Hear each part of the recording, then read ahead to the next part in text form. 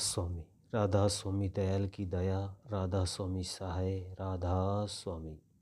प्यारे सत्संगी भाइयों बहनों, हजूर महाराज जी ने संगत पर अपार दया करते हुए अपने सत्संगों से चयनित इन साखियों का संकलन पुस्तक के रूप में तैयार करवाया है।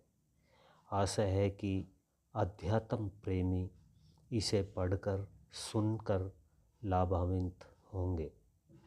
सुनिए किस तरह फरमाते हैं। सिकंदर बादशाह जब विश्व विजय पर निकला तो अनेक देशों को फतेह करता हुआ वह हिंदुस्तान पहुंचा। हिंदुस्तान में अनेक राजाओं से युद्ध करके उन्हें पराजित करता हुआ सिकंदर उत्तर पश्चिम में झेलम नदी तक पहुंचा। लंबी लड़ाई से परेशान होकर उनकी सेना ने आगे बढ़ने से इनकार कर दिया।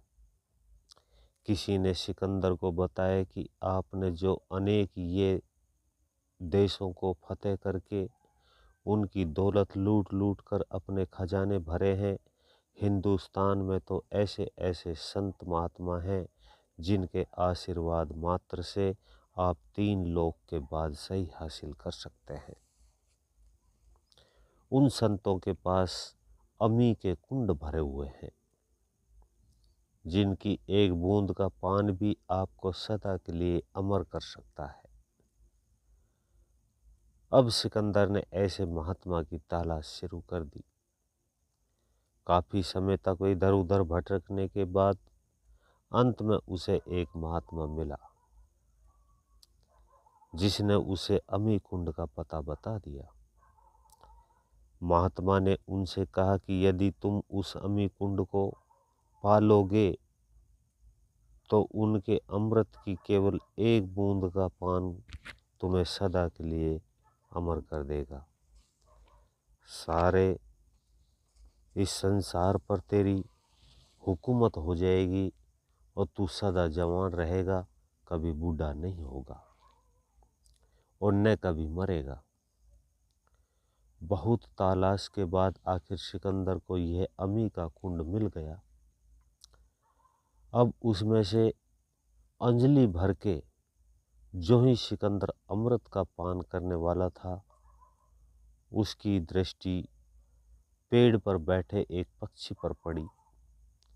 उस पक्षी के शरीर पर मांस नहीं था, उसकी हड्डियां दिखाई दे रही थी और उसके शरीर से गहरा लाल खून टपक रहा था। पक्षी ने सिकंदर से कहा कि अरे भाई, आपको ये अमी कुंड किसने बताया है? यदि आप इसके रस का पान करोगे तो आपकी हालत भी मेरे जैसी हो जाएगी। किसी ने मुझे भी धोखे से ये पान कराया था। सिकंदर ने पक्षी की बात मानकर अंजलि में लिया हुआ अमृत वहीं पर गिरा दिया और महात्मा के पास जाकर बोला कि तुमने मुझे दुश्मन समझकर मेरे साथ धोखा किया है।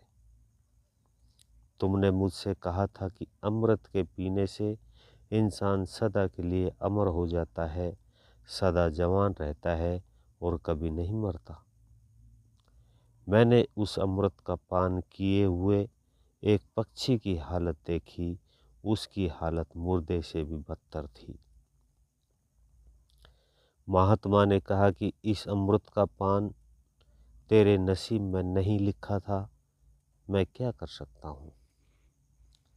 जब इंसान के भाग्य में नहीं होता है तो वह अपने बलबूते चाहे लाख कोशिश करे, उसे कुछ नहीं मिलता। परमात्मा भी उन्हीं जीवों को वह ताकत बख्शता है जो दूसरों के कल्याण के लिए काम करते हैं। संत फरमाते हैं, सकल पदार्थ है जग माही, कर्महीन नर पावत नाही। कर्महीन केवल वही नहीं है जिसने अपने पिछले कर्मों द्वारा अपनी प्रारब्ध बिगाड़ ली है, बल्कि वह भी है जिसे अपने सतगुरु पर श्रद्धा विश्वास नहीं है, उनके वचनों की पालना नहीं करता, उनकी आज्ञा अनुसार नहीं चलता और उन्हें परमात्म स्वरूप नहीं समझता। सतगुरु से बढ़कर शिष्य का हितैषी कोई नहीं है। उनके द्वारा बख्शा गया अमृत रूपी नाम के सेवन से शिष्य सदा के लिए अमर तत्व को प्राप्त कर लेता है। राधा स्वामी। अभी आप सुन रहे थे परम संत सतगुरु कंवर साहिब महाराज जी का ये सत्संग। ऐसे ही और सुनने के लिए वीडियो को लाइक करें, चैनल को सब्सक्राइब करें, ज़्यादा से ज़्यादा शेयर करें। सभी सत्संगी भाइयों बहनों को राधा स्वामी जी।